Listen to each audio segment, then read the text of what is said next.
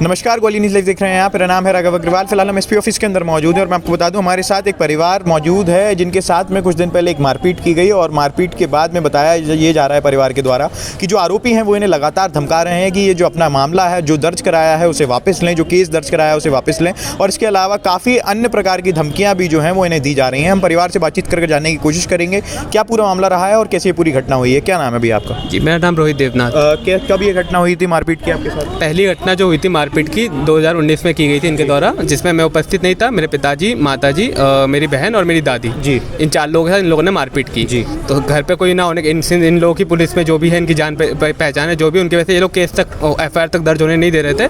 हमने CM helpline वगैरह बहुत सारे जगह से कोशिश की, तब जाके हमारी एक FIR दर्ज की गई, लेकिन उसमें भी धारा है प्रॉपर वाली धारा नहीं लगाई गई। अभी दोबारा कब मारपीट हुई? अभी दोबारा इन लोगों के साथ मेरी माताजी और मेरी बहन अभी 28 तारीख 27 को या 26 की रात को 26 की रात यानी 12 बजे के बाद 27 तारीख को 00:30 पे मेरी मम्मी और बहन काली माता का हमारे यहाँ पूजा होता है, पूजा से वापस आ रही थी।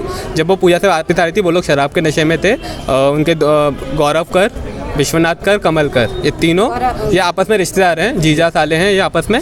इन तीनों ने मेरी मम्मी को रोका और वहीं पे गाली गलौज पहले शुरू किया। गाली गलौज करने के बाद उन्होंने मम्मी का हाथ पकड़ लिया, बहन से छेड़छाड़ करने लगे और सब चिल्ला के वहाँ बोले थे यहीं तुम्हारा बलात्कार करेंगे अगर केस वापस नहीं लिया तो। और बहुत अलग अलग तरह की गंदी बातें, मतलब जो मैं बता नहीं सकता। बहुत अच्छी सीन दिखा रहे थे हाथों से बना के। उसके बाद ये भी कहा कि अगर तुम लोगों ने ये नहीं किया, तुम्हारे बेटे जो उचक रहे हैं ना, तुम्हारे पति और उनको तो रेप के केस में फंसाऊंगा और इनको तो जान से मारूंगा तेरे पूरे परिवार को।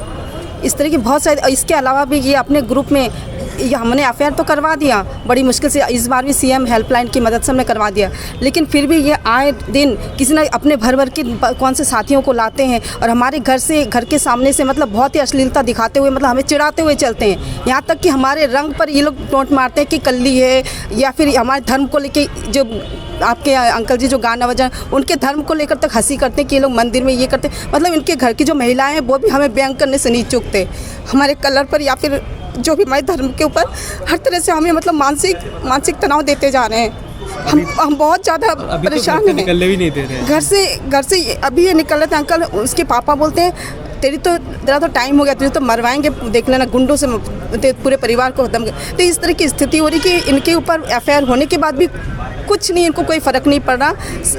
5 FIR इनके ऊपर, हमारे 2 हैं, अन्य के भी ये उसमें में दर्ज हैं ये मामले। हमारे सब मुराद थाने में दर्ज है। उससे ज़्यादा भी हो सकते हैं FIR। 5 तो जो हमें पता है, मतलब इनके विश्वनाथ हलदार के ऊपर 5 हमें पता है, कमल किशोर कर के ऊपर 3 जो हमें पता है, गौरव कर के ऊपर भी 1-2। तो ये पूरा परिवार आपराधिक प्रवृत्ति के जिनके ऊपर कंटिन्यूस FIR दर्ज हो रहे हैं। जो FIR दर्ज होता है पुलिस कोई कार्रवाई नहीं करती, फिर से एक और नया कुछ कर रहा है। अभी फिलहाल आप SP ऑफिस आए तो SP साहब से क्या मांग करिए आप? SP ऑफिस हमने ये मांग की, सबसे पहली मांग हमारी ये थी कि मेरे परिवार की, जैसे मैं बाहर जॉब करता हूँ बेंगलुरु, मुझे अभी जाना है, इसी हफ्ते मुझे जाना है, तो अगर मैं बाहर जाता हूँ घर पे कोई नहीं है, सबसे पहले मेरे परिवार की सुरक्षा सुनिश्चित की जाए मुझे, क्योंकि अभी जैसी हालत है मुझे तक निकलने में परेशानी हो रही है। मेरी बहन और माताजी और पापा का मैं कैसे सोचूं कि मैं चले जाऊँ, वो कैसे सुरक्षित है। सबसे पहले उनकी सुरक्षा सुनिश्चित करने के लिए अब हमें या फिर प्रोटेक्शन दीजिए या फिर उन लोगों के खिलाफ कोई कार्रवाई करके उनकी जल्द से जल्द उन्हें जेल की सजा दीजिए। आवेदन दिया SP साहब को, क्या बात हुई?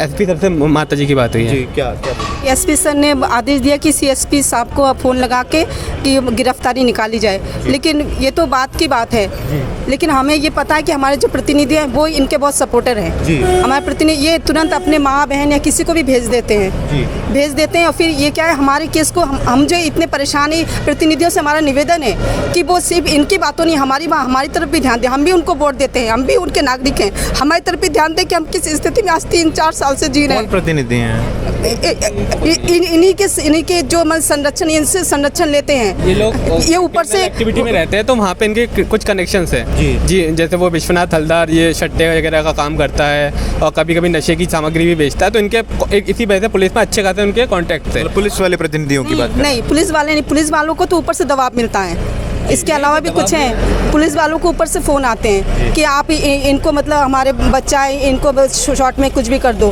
पुलिस वालों को नहीं, वो तो ऊपर से आते हैं, पुलिस से है।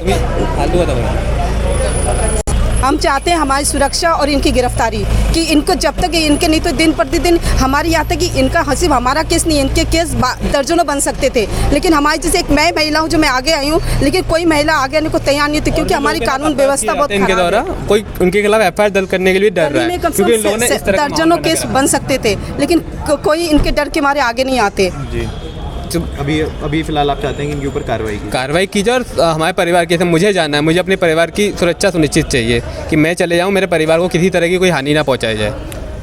यहाँ पर आपने देखा कि हमने पूरा मामला जो है वो परिवार से जानने की कोशिश की है। मेरा ये आग्रह है आपसे कि आप इस वीडियो को ज़्यादा से ज़्यादा शेयर करें, ज़्यादा से ज़्यादा लोगों तक पहुँचाएं। जो भी अपडेट होगा इस मामले से जुड़ा हुआ आपको लगातार देने की कोशिश करेंगे। फिलहाल यहाँ इस वीडियो को समाप्त कर रहे हैं। बाकी ताज़ा तरीन खबरों के लिए देखते रहें वली न्यूज़ लाइव। धन्यवाद।